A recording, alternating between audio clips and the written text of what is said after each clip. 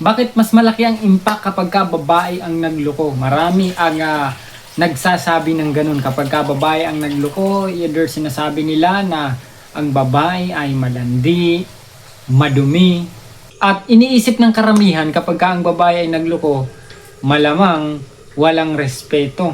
Kaya ngayon sa video natin ay atin ang pag-usapan yan, malimit, hindi pinag-uusapan ng marami. Kaya stay tuned. Madalas yan ang pinag-uusapan kasi sa bansa natin. Ang mga babae ay iniingatan ng bansa natin. Kaya sa kanila nakatingin yung mga tao. Ngayon naman kapag ang lalaki ang nagloko, parang tinatanggap na yan ng bansa or ng mga nakapaligid sa atin. Sinasabi nila, okay lang yan, nagkamali lang yan, babangon agad yan.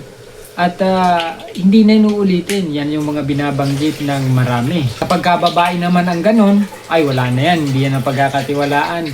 Uulit-ulitin niya na lang yan lagi.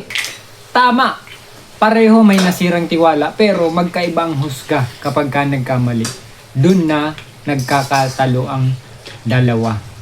Kaya dapat nating alamin talaga yan.